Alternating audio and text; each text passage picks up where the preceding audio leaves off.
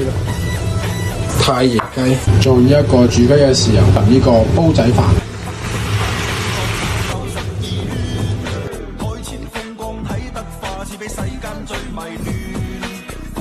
呢幾日落雨咧，最喺度飲一個粉角雞腳鮮骨湯。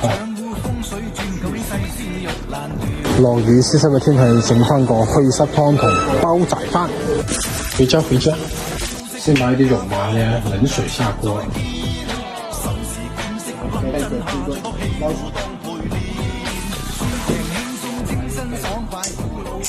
最喺度飲一個粉角，再啲鮮骨。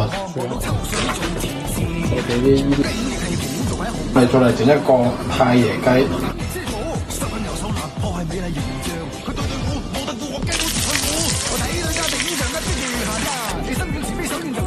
料包卷頭2塊。呢隻雞咧三起三落，慢慢浸佢。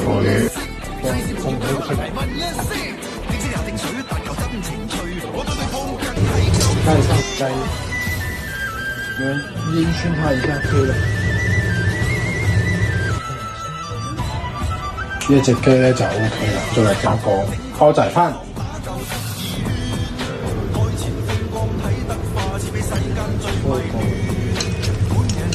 再整個9缸嘅9香臘腸，這不是廣告，這是我吃過最香的臘腸。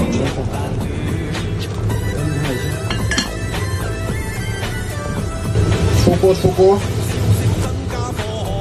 用呢個豉油雞嘅時候淋上去。11點46，來一頓小雞煲仔飯。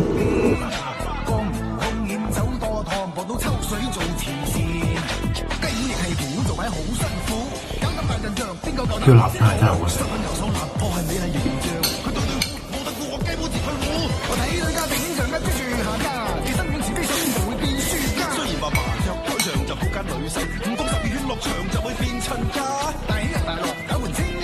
燶燶嘅翻轉嚟啲字，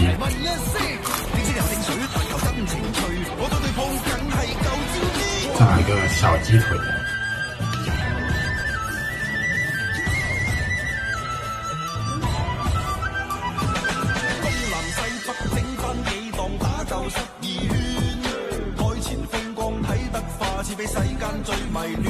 再整啖呢個靚湯。